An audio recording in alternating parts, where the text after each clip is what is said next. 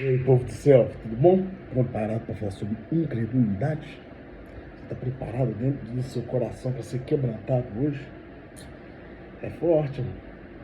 Então, antes de começar, já se inscreve, né? Se inscreve, curte, compartilha, para essa palavra chegar em mais pessoas, para os véus saírem dos olhos e dos ouvidos e a pessoa poder ter um entendimento de Cristo, né? Às vezes a gente, é igual tem uma palavra que fala, né? Profeta de casa não faz milagre. Na casa do ferreiro, espeto de pau. Na casa do açougueiro, ovo. Então, é um tema bem pesado para poder falar. É um tema assim que a gente precisa estar abrindo esses olhos para a gente poder também não ser morto na fé e poder saber mais do Senhor e conhecer mais do Senhor. Vamos lá, né? Vou iniciar. Tendo Jesus partido, foi para a sua terra e os seus discípulos o acompanharam. Chegando o sábado, passou a ensinar na sinagoga e muitos ouviram e se maravilharam, dizendo: de onde vêm todas essas coisas? Que sabedoria é essa que foi lhe dada? E como faz tais maravilhas com suas mãos? Não é este o carpinteiro, filho de Maria, irmão de Tiago e José, Judas e Simeão? E não vivem aqui entre vós suas irmãs? Escandalizaram-se eles nele. Jesus, porém, lhe disse: não há profeta sem honra, senão na sua terra, entre os seus parentes e na sua casa. Não pode fazer ali nenhum milagre, senão curar uns poucos enfermos, impondo-lhes a mão. Admirou-se da incredulidade deles. Contudo, percorria as aldeias circuncisas e ensinava. Chamou Jesus os 12 e passou a enviar-lhes de dois em dois, dizendo-lhes autoridade sobre os espíritos imundos. Ordenou-lhes que cada levasse para o caminho, exceto o bordão, nem um pão, nem um alfajor, nem dinheiro, que fossem calçados de sandálias e não usasse túnicas. E recomendar-lhes todos estardes em alguma casa. Permanecei até que vos retirais do lugar.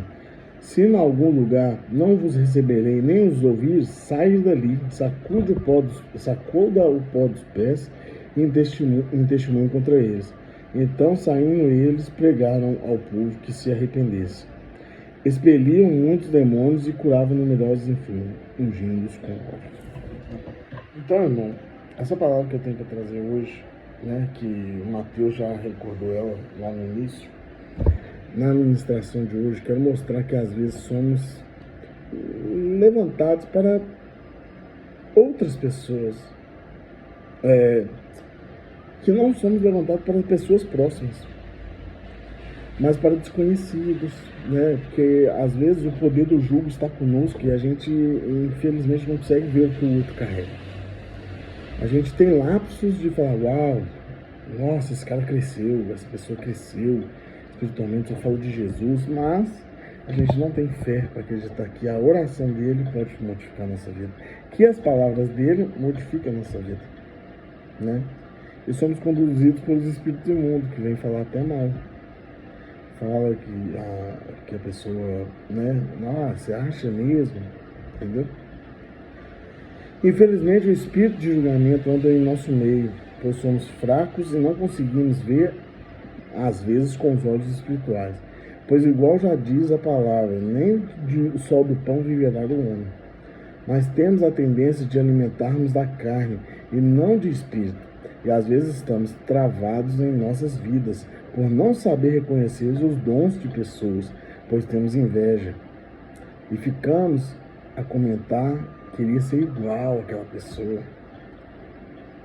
Ou quem é ele para fazer essas coisas?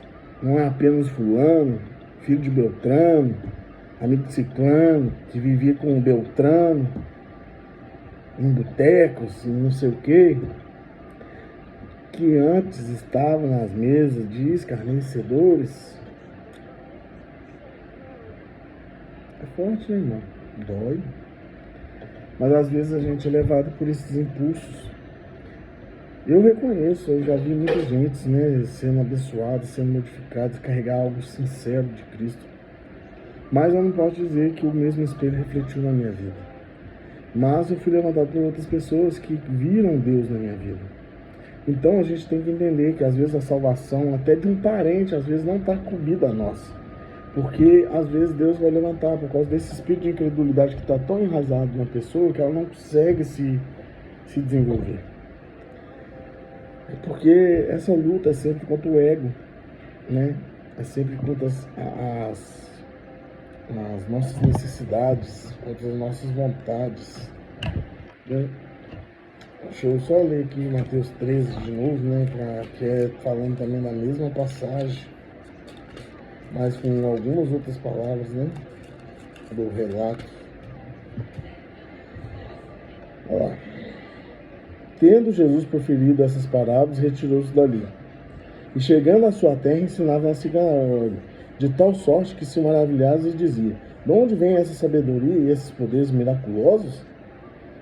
Não é este o filho do carpinteiro? Não se chamava sua mãe Maria e seus irmãos Tiago, José, Simeão e Judas? Não vive entre nós todas as suas irmãs? De onde lhes vem, pois, tudo isto? E escandalizaram-se nele.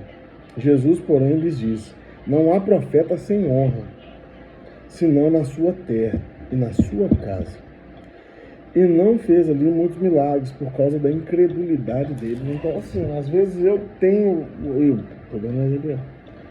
posso ter o dom da cura, eu posso ter o dom da sabedoria, eu posso ter o dom da palavra, de ensinamento, de discernimento, de profetizar. Só que as pessoas da sua família não vão acreditar quando você falar com eles. Fulano, não faz isso, que vai acontecer isso com você.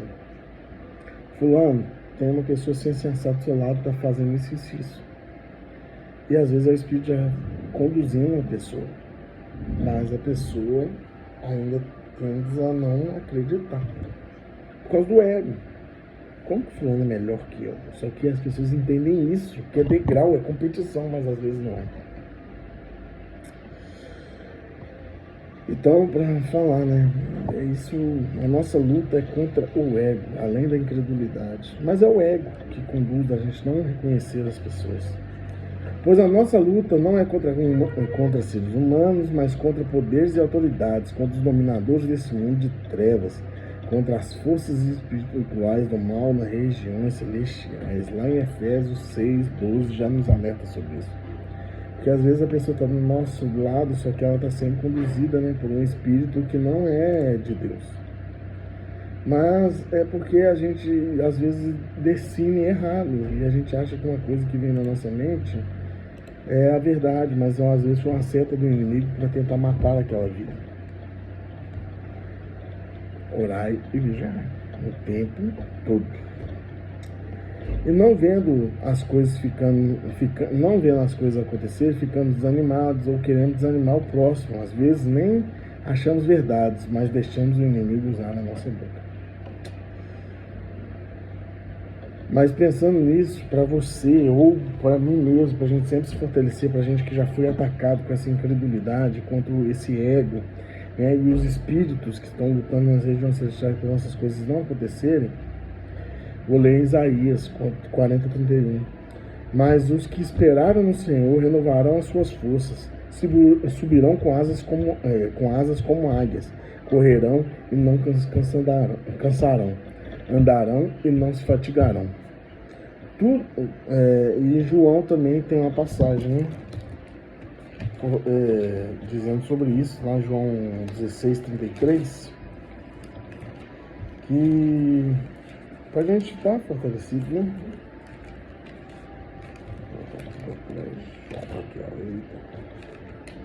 João 16:33. 16:33. Estas coisas vos tenho dito para que tenhais paz em mim. No mundo passarás por aflições, tede bom ânimo, eu venci o mundo. Então Deus já deixou a chave para a gente poder estar vencendo esses obstáculos, né? Então parar de querer essa aprovação de um familiar, de um parente, de de um amigo, né, de um irmão da igreja, de um pastor, de um obreiro, de um louvor. Não espera, irmão. Faça para Cristo, faça sem cessar, sem cansar, porque Deus vai te levantar. Lá em Isaías já fala, não se cansarão, não se fatigarão, você entendeu? E subirá aos altos, porque a gente sobe procurando o Senhor. Se a gente fazer com a intenção que é para Cristo, cara, eu duvido que vai dar errado.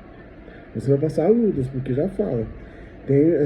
Tenho dito todas essas coisas para que tenhas paz. No mundo terás tribulação, mas tenha bom ânimo, eu venci o mundo. Então, perseverar. Palavra em cima de palavra, palavra em cima de palavra. Porque nós precisamos ter essa ousadia. Porque a gente às vezes fica querendo aprovação de quem não vai nos dar aprovação. E de quem a gente precisa da aprovação, a gente não está procurando.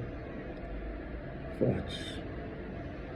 Porque, igual eu falo, todo mundo se reveste na armadura de Efésios 6, mas esquece que cubra-no com a sandália do Evangelho, a cinta da verdade, a superação da justiça, o escudo da fé e a espada do Espírito, o capacete da salvação, para que da minha boca o Senhor use para poder fazer a verdadeira palavra e que eu fale com ousadia da palavra do Senhor. Então a gente não pode parar em certos termos, em certas partes. Mas aqui está, o alimento que vai nos nutrir todos os dias, nos fortalecer. Então, creia em você, saiba que Cristo está com você. Se você for levantado, faça. Não deixe o espírito de incredulidade frear. E você que está sendo incrédulo, começa a conseguir pedir a Deus a percepção, para você poder ver as coisas sobrenaturais acontecendo do seu lado e às vezes você não está percebendo. Que Deus abençoe vocês, vocês tenham uma semana abençoada, chuva abençoada, e que Deus fale profundamente com vocês. Senhor Deus, Pai, muito obrigado mais uma vez, Pai, pela oportunidade, Pai. Pai, que essa palavra alimente pessoas e não mate pessoas, Senhor Deus. Que sejam nutridos, Pai, para o nosso caminho. Não importa se vai ser para uma, para 10, para 1 milhão, para trilhões de pessoas, Pai. Bilhões, né, Pai? Mas que seja, Pai, para aquele que precisa do Senhor. Em nome do Senhor Jesus. Que a graça de Deus, Pai, que assim seja, esteja com você, irmão, para hoje e todo sempre. E se você ainda não conhece Jesus, mas se parou com essa mensagem, e você acredita em Jesus, que Ele ressuscitou no terceiro dia, que Ele veio na terra, Deus desceu na terra como um homem, e fez todas essas obras, fale assim: Senhor Deus, eu reconheço o Senhor, Pai, que o Senhor é o Jesus, o Senhor é o Deus encarnado, que veio na terra como homem e ressuscitou no terceiro dia. Me arrependo, Pai, de todas as épocas de pecadoras minhas, para poder te seguir, Cristo. Em nome do Senhor Jesus. Faça essa oração com convicção, próximo de alguém que você conhece, para ter testemunhas. E o Senhor saber que você se confessou para Ele. Deus te abençoe. Tamo junto. E até a próxima palavra. Em nome do Senhor Jesus. Tchau, tchau.